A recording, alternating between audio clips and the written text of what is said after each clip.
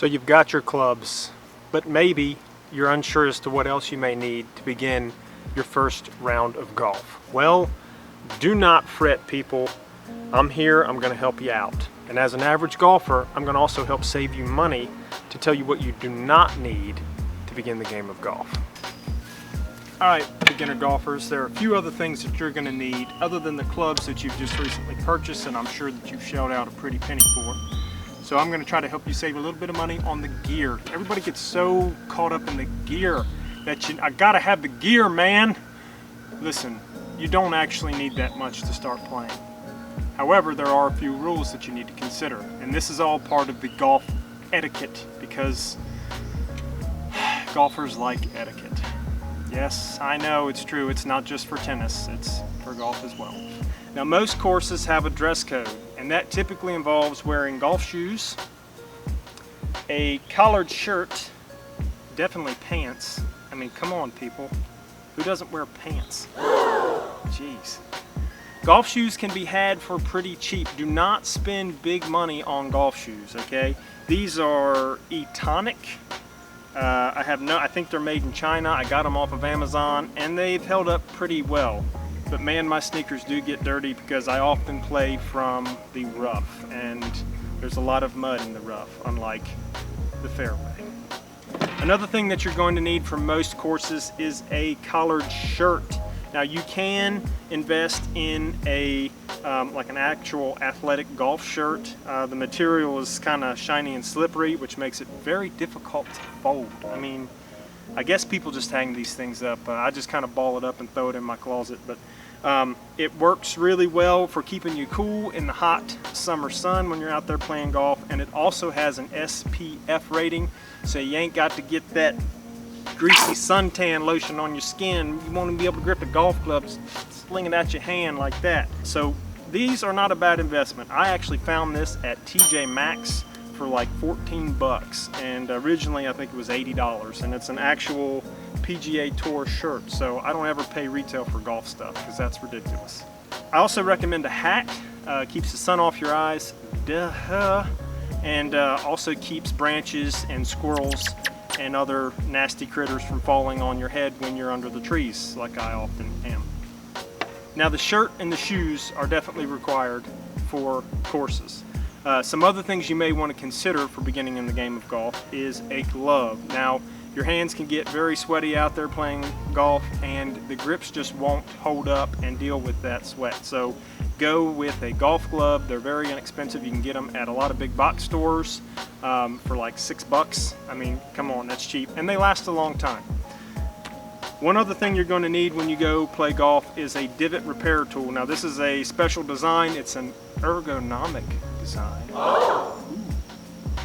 And the other one is just kind of straight. It's got two little spikes. You use this to repair pitch marks or divot marks when your ball strikes the green and has that nice pretty backspin like the professionals do, aka Ricky Fowler. I know you're watching, Ricky. The next thing you're going to need is a ball marker. No, you don't have to spend special money on a ball marker. These actually came as a pair.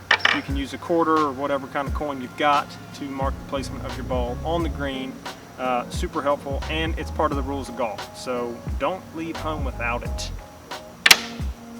Of course, golf balls. Now, you don't have to start off buying brand new golf balls. I actually recommend that you get some used golf balls to begin the game of golf after you've had a few range sessions. That way you're not paying for high-dollar golf balls that are likely going to go into really nasty places on the golf course, and you won't see them again. It hurts your wallet, it hurts your pride, it just all around hurts. So go cheap. Of course, tees, that's pretty self-explanatory. You're going to need plenty of these because you tee off. A towel. Okay, this is super handy because you need to wipe your clubs in between hits. You don't want to try to strike a golf ball with a dirty club face because that ball is not going to fly accurately. Having a towel is a must. Get a little carabiner and just clip it to your bag, okay? This is the gear that you will need to get started in the game of golf. Now, if you're high speed and a real gearhead, there's a few other things that you can include in your bag that will help make playing the game of golf a little more enjoyable. First thing I would recommend is a wire brush, a steel wire brush. Now, this kind of goes in hand with the towel. It just helps kind of clean off and scrub out a lot of the dirt and grime that is in the club face. Next thing I'm going to recommend is a personal golf ball washer. And while some of you may think that this is superfluous, having a muddy golf ball will mean that your ball flight is not consistent. And if it's not consistent, then you can't be consistent. And you can't consistently score lower. Consistently. Did I say that enough? I'm not sure. The next thing I would recommend is a golf ball alignment tool. You can again get these at big box stores for like $5 or $6. It comes with a little marker, and you basically can put a line on your ball to help you when you're putting. It's a putting aid.